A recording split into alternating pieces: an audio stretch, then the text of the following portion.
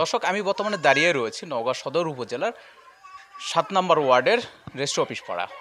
আমি যেখানে দাঁড়িয়ে রয়েছি এটি কোনো খাল বা কোনো ড্রেন নয়, এটি ৫০ থেকে ৬০টা বাড়ির চলাচলের একমাত্র রাস্তা।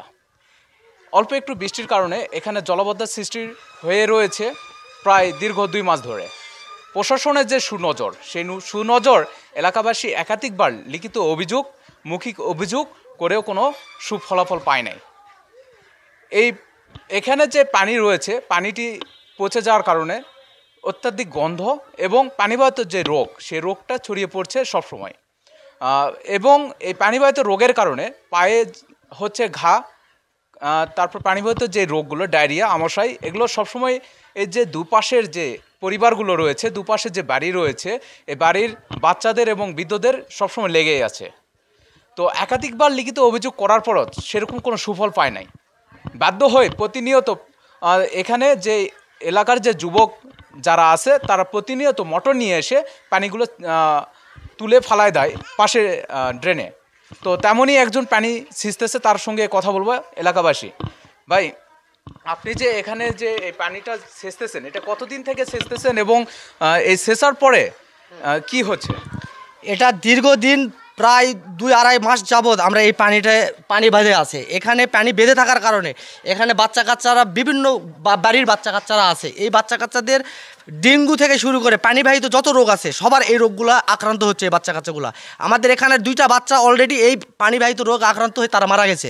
এখন এইটা আমরা দীর্ঘদিন লিখিত অভিযোগ দেওয়ার কারণে এবং আমরা মৌখিক এখানকার যারা প্রতিনিধি আছে তাদের মৌখিক আমরা এটা অভিযোগ করছি, বাট তারা কোনো শ্রোহা দিতে পারে নাই। এখন আপনারা যদি এসে আপনারা সরজমিনে দেখতেছেন, এখানে রিক্সা বিভিন্ন গাড়ি ঘোড়া এদিক দিয়ে যাওয়া আসা করে। এটা কিন্তু একটা রাস্তা, এটা এখন রাস্তা, এই রাস্তা মনে হচ্ছে না এটা রাস্তা, এটা মনে হইতেছে একটা খাল। এই খাল এখন নওগাঁ সদরের এই ৭ নম্বর ওয়ার্ডবাসীর সকলের এটা আবেদন যে এই রাস্তাটা খুবই দ্রুত এটা একটা আপনাদের সংস্কার করা দরকার। যেমনটি দেখছিলেন আমার পিছনে, আপনারা যদি দেখেন কিছু কোমল শিশু যারা দাঁড়িয়ে রয়েছে, তারা কিন্তু এই পানির কারণে এইখানে আসতে পারছে না এবং এখানে যে চলাচল করবে, এই যে দুপাশে যে বাড়ি আছে, শিক্ষার্থী আছে, বৃদ্ধ মানুষ আছে, তারা যে চলাচল করবে সে চলাচলের কোনো প্রকার সুযোগ নেই। তবে আমরা একটু শিক্ষার্থীদের সঙ্গে কথা বলবো। এখানে যে শিক্ষকরা যারা আছে, শিক্ষার্থীরা যারা আছে, তারা স্কুল থেকে যে বাসায় ফিরবে, এই পথে বেশি পানি হওয়ার কারণে ফিরতে পারে না। তাদের কাছ থেকে শুনবো যে তাদের যে কি সমস্যা হচ্ছে। তোমরা যে এই যে রাস্তা চলাচল করতেছো, এখানে কি সমস্যা তোমাদের হচ্ছে? হাঁটতে পারছি না। আর খেলাধুলা কি করতে পারো না? খেলাধুলা কেন করতে পারো না? জলের কারণে। জলের কারণে? কতদিন থেকে এই জলটা আছে?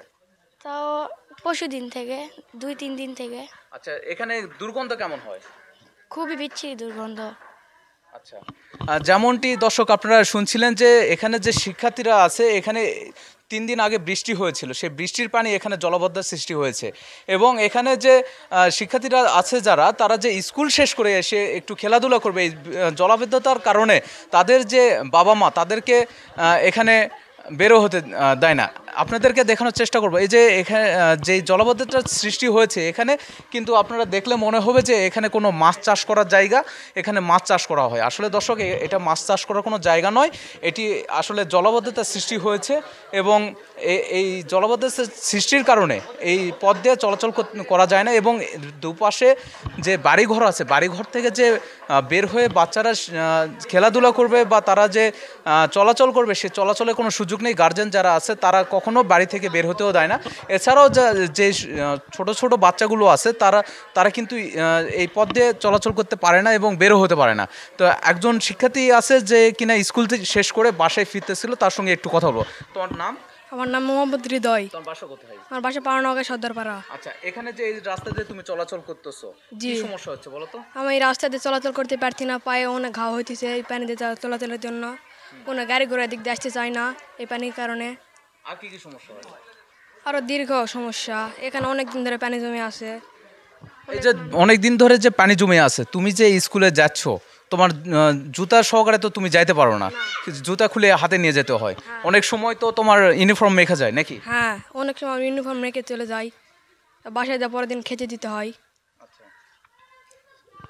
আচ্ছা, ঠিক আছে, যেমনটি কথা বলছিলেন দর্শক, আরেকটা বিষয় আপনাদেরকে জানিয়ে রাখি, এই যে দুপাশে যে বাড়িগুলো আছে এই বাড়িগুলোর আপনাদেরকে দেখানোর চেষ্টা করব। এই দুপাশে যে বাড়িঘর রয়েছে তারা কিন্তু এখানে ধর্মীয় উপাসনালয় যেরকম মন্দির মসজিদে যে যাবে সে যাওয়ার কিন্তু রাস্তা নেই। এই পানি ময়লা এবং দুর্গন্ধ হওয়ার কারণে তারা যে ধর্মীয় কাজে যে তারা বাসাতে যাবে, মন্দিরে যাবে বা মসজিদে যাবে, সে যাওয়ারও কোনো রাস্তা নেই।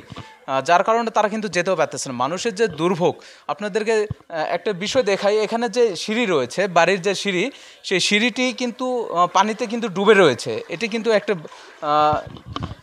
মনে হয় যে দোকান ঘরের যে রাস্তা, সেখানে কিন্তু এই সিঁড়িটি কিন্তু ডুবে রয়েছে। আজকে যদিও বা মোটর দিয়ে সেচার কারণে অনেক পানি নেমে এসেছে। তো বাড়ির মধ্যে পানি যেরকম জলাবদ্ধতার সৃষ্টি হয়েছে, তেমন এখানে জলবদ্ধতার সৃষ্টি হওয়ার কারণে তাদের কিন্তু ব্যাপক পরিমাণ চলাচলের অসুবিধা হচ্ছে। তো এলাকাবাসীর একটাই দাবি যে এই যে দুর্ভোগ, এই দুর্ভোগ থেকে তারা যেন প্রশাসন তাদেরকে সহযোগিতা করে এবং এই পানি থেকে যে তাদেরকে যেন দ্রুত পানির যেন ব্যবস্থা গ্রহণ করে এবং এখানে একটি দ্রুত রাস্তা যেন করে দেয়। এলাকাবাসীর একটাই দাবি। অন্তর আহমেদ, চ্যালেঞ্জ, নওগাঁ।